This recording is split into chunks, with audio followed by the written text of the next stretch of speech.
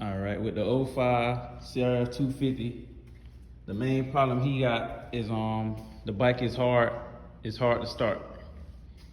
You have to kick it over like 50 times, and then it still won't start. So you have to push start it.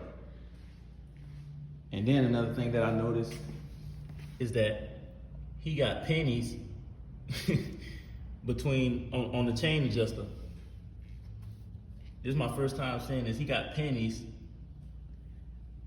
really between his chain adjustment. But his chain tight though. Chain pretty good. But that's crazy. That's my first time seeing that. But we're gonna give him that V-touch.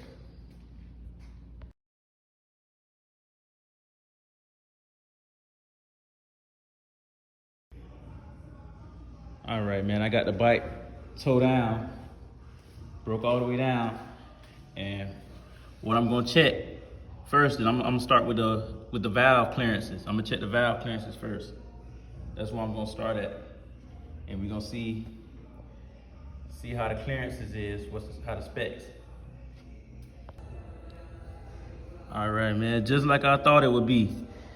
His intake valves, the clearance is too tight on the intake valves.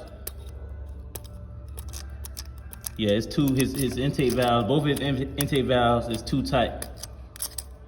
Because the gauge is supposed to be sliding through nice and smoothly, but his exhaust valves is pretty good.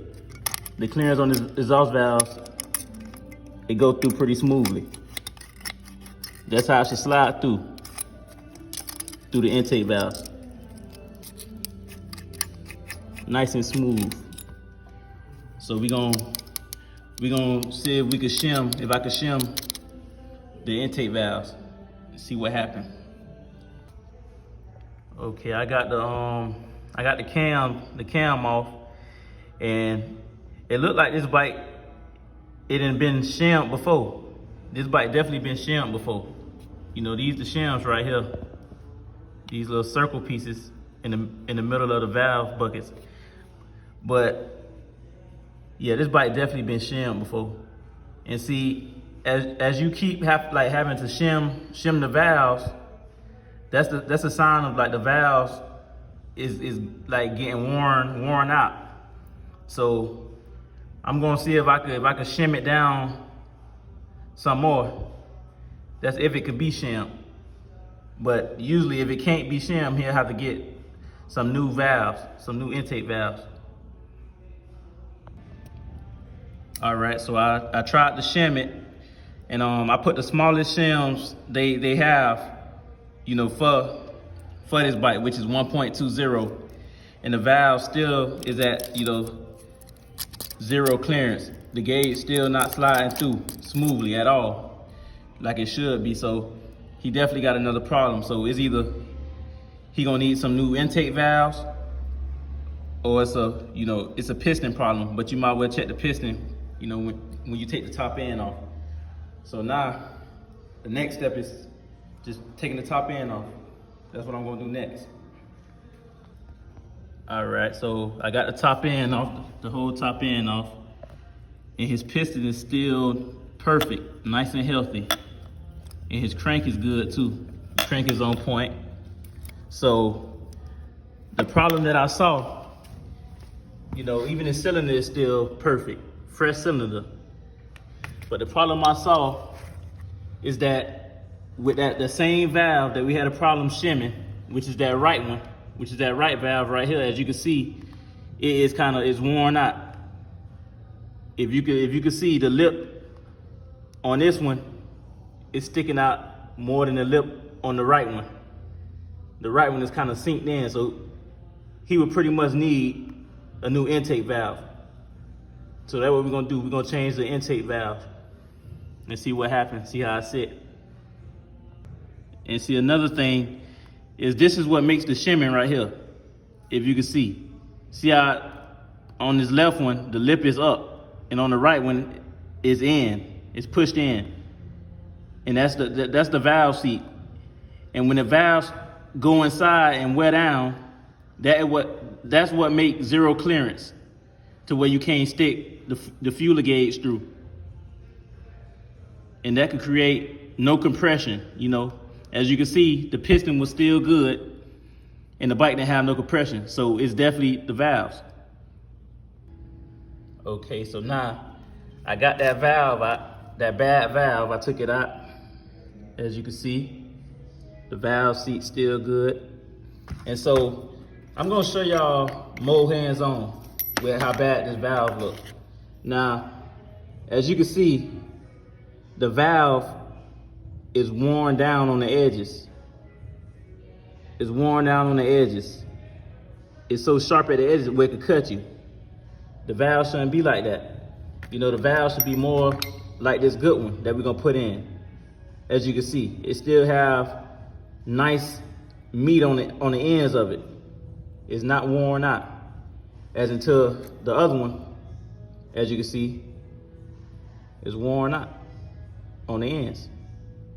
And so that's what I'm gonna do. I'm gonna replace, I'm gonna put this good valve in. All right, I got that new valve, the valve in. And as you can see, it sits more better than the other one. You can see the lips sticking out on the valves now, on both of the intake valves, instead of it being sunken in. So next thing I'm gonna check is to see if the valves is leaking. Okay, so I put water, what you do is put water inside of the intake and see if any water come out the valves. And as you can see, the valves, the intake valves are not leaking, because even if it's leaking, if water like comes through where the valves at, the valve seats at, that will cause the bike to not have compression and hard to start also. So, but as you can see, the bike, the valves is not leaking. So the bike is definitely gonna have great compression.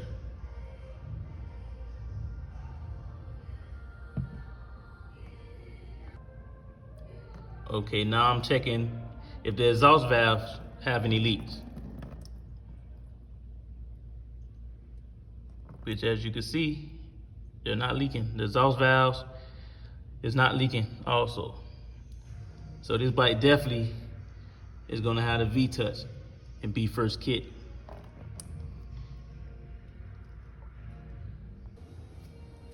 All right, man, I got the head and everything put back together.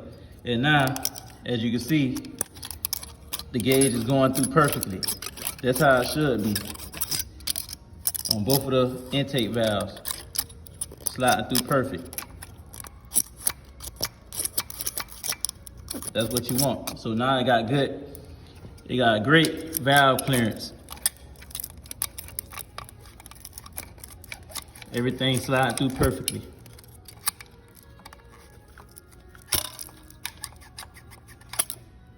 So next thing we're gonna do is clean the carburetor and then see if it had that V-Touch.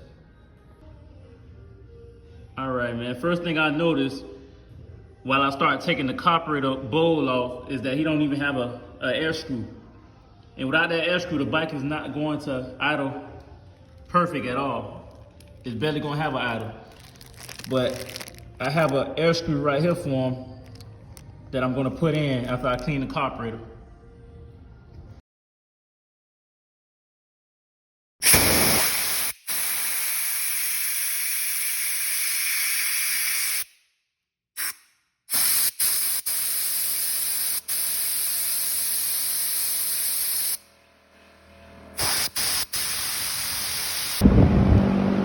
All right, got the carburetor clean and everything.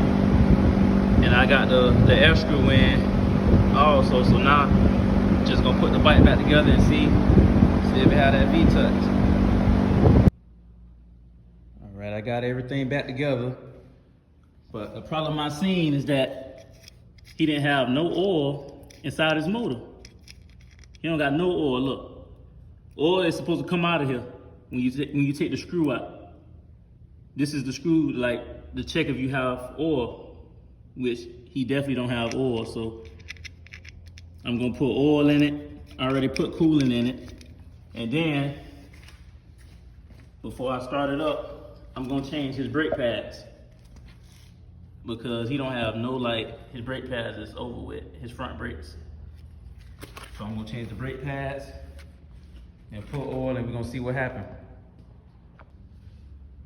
All right, y'all, so I just put oil in it, and now we got oil in it. It's full of oil. But another problem I seen is that his oil cap is broke off, like somebody chewed it off or something like that. So I got another one here for him, so I'm gonna put this oil cap in, the good oil cap, and then he'll be good.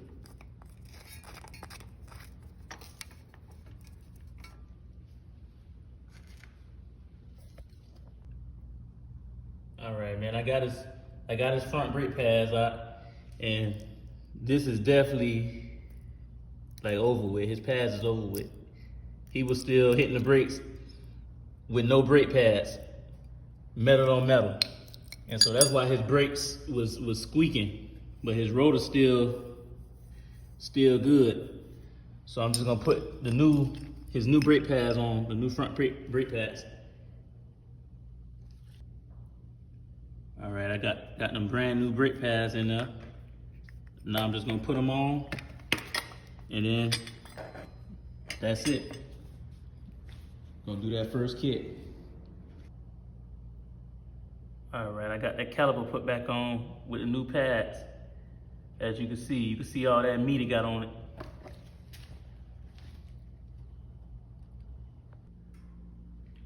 All right, I got everything back together. It's cold. We're gonna do that V kick, that V-touch hand kick.